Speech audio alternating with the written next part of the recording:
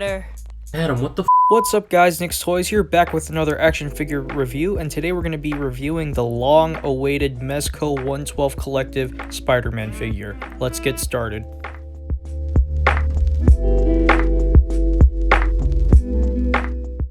Okay guys, before we get into the actual review, I don't usually do this, but I just wanted to rant a little because this figure, man, let me tell you, this was supposed to come out in May of 2017, and they showed it during Comic-Con of 2016. I think that's the first reveal of the figure, and now we're in February 2018. I believe it got delayed like 4 times. It was initially supposed to come out in May, then got delayed, and then just kept getting delayed. But now that we finally have it, and I'm just like, man, I don't really know how I feel about it, because it took super long for it to come out when it was supposed to come out before the Wolverine and the Deadpool figure, which I don't know how that happened, but man, it's just kind of disappointing to wait so long for a figure and then to actually get it, and it's just like, I like the figure, but at the same time, it's just another Spider-Man figure, really, because having the Miles, I knew what to expect with this figure, so I wasn't too overwhelmed. But at the same time, I'm happy we finally got it, but at the same time, disappointed it took so freaking long. I even canceled my pre-order because that's how irritated I was. But yeah, guys, that's pretty much it for the rant. Let's get into the review. Alright guys, to start off, we're just going to take a quick look at the packaging. On the front, you just see the spider logo. It says Spider-Man in all red here, and it has a spider web design. And then on both sides of the box, it's both blue with the spider logo in the middle. And then at the top of the box, it just says 112 Collective. And then on the back of the box, you just get a picture of the figure itself with what it comes with and some product images. Now taking a quick look at the figure here, as you can see, the figure did come out nice, I'm not going to lie. I like the blue. I wish the red was a little bit brighter. I feel like in person the red is a bit dull when you're looking at it, but overall it is a nice design. I mean, it's Spider-Man. It's technically a classic Spider-Man look with, I don't know, Mezco's design with the spider logo. That's just them, but overall it's a nice design. And then here at the bottom of the feet, they did like this nice sculpt where it looks like tennis shoes at the bottom. And then with the hands, they did a different route, different from the Miles figure, and they actually sculpted forearms, and I think it's pretty cool. Alright guys, now I just wanted to compare these two side by side, and for the most part, buck-wise, they're using the same exact buck. The articulation is exactly the same between these two figures, because I mean, it's just a straight up variant of each other. But the main difference is the forearms and the legs of Peter. They did sculpt the legs and the forearms on Peter. And then by them sculpting the feet, I believe that's the reason why Peter does stand taller than the Miles figure. And Miles is kind of tall already. He's way out of scale. I do believe Peter should be a little shorter compared to the Miles figure. But yeah, and having him taller than Miles, it just kind of gets him out of scale with other stuff, because he is going to be taller than, say, Captain America and those type of figures. And then he's definitely out of scale with like the Bucky Cap mold and some other Marvel Legends. But for the most part, I do like the figure. He's alright. I just wish he could be a little bit shorter.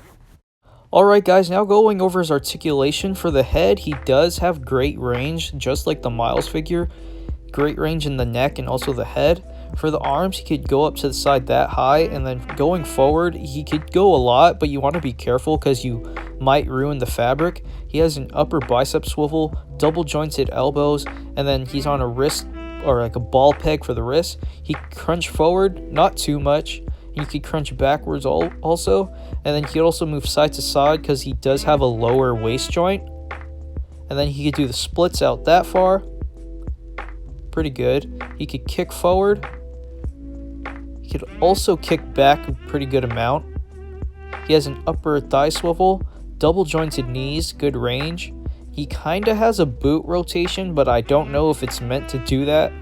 And then his feet, he does have the basic Mezco ankle pivot, not that good. He could bend back and he could also bend forward. Next, going over his accessories, come with 5 different types of webs. 1 long posable one, and 4 to peg onto the wrist. And then all you have to do to peg it onto the wrist is just slide it into the slot there, into the hand, and then peg it on. Pretty simple. If you have any import Spider-Man figures, it's pretty much the same concept. And then for his hands, he comes with a pair of fists, some default fists. Next, he comes with a pair of gripping hands, which is good because the Miles figure did not come with gripping hands. And then, of course, it's Spider-Man, so he comes with a pair of flipping hands.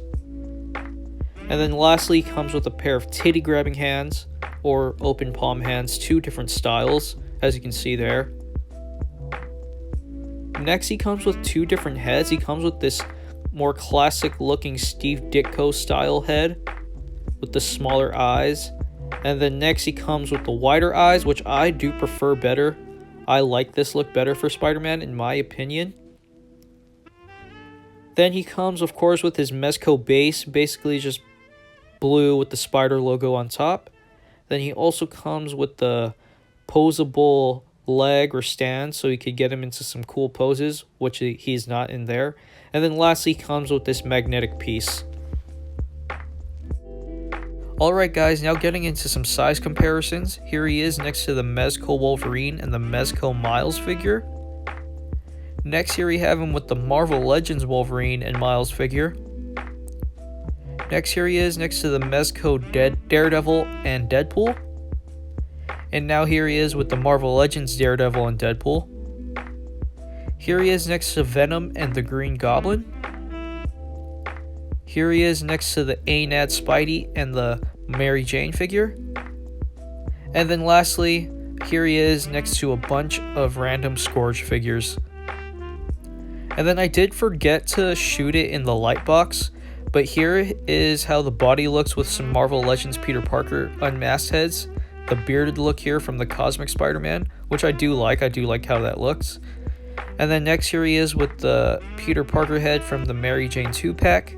Also looks very nice. I believe it fits pretty well. It doesn't fit on perfectly, but it does work.